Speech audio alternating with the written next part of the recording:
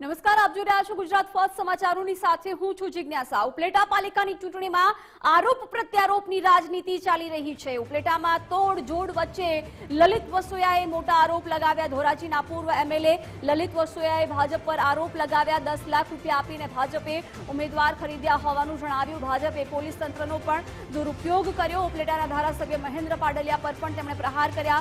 મહેન્દ્ર પાડલિયાએ ખનીજ માફિયા પોલીસનો દુરુપયોગ કર્યો। મહેન્દ્ર પાડલિયાએ લલિત વસોયાના આરોપોનો જવાબ આપ્યા છે।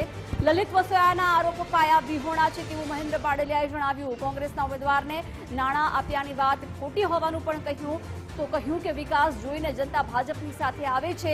ઉપલેટામાં કોંગ્રેસના 5 ઉમેદવારોએ ફોર્મ ખેંચી લીધા, પરત ફર્યા હતા। ઉપલેટાની અંદર ખનીજ માફિયાઓ, ગુંડાઓ અને પોલીસ તંત્રનો ઉપયોગ કરી અમારા ધારાસભ્યશ્રીએ એક રાજકારણમાં નવો ચીલો પાડ્યો છે અને કોંગ્રેસ પાર્ટીના 6 ઉમેદવારોના ફોર્મ એન કેન પ્રકારે પાછા ખેંચાવ્યા છે। ફોર્મ પાછા ખેંચાવવામાં અમારા ધારાસભ્યશ્રી સફળ થયા છે અને અભિનંદન આપું છું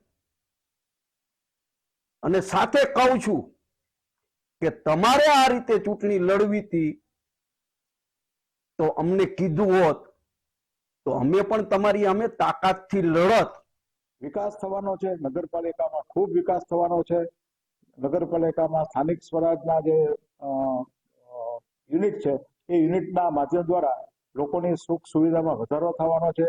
તો સ્વાભાવિક જ અત્યારે કોંગ્રેસના ઉમેદવારોનો એક મત બન્યો છે કે કોંગ્રેસની અંદર રહી અને કોઈ પણ વિકાસ થઈ શકવાનો નથી અને બધા કોંગ્રેસના આગેવાનો ભારતીય જનતા પાર્ટીમાં જોડાઈ રહ્યા છે।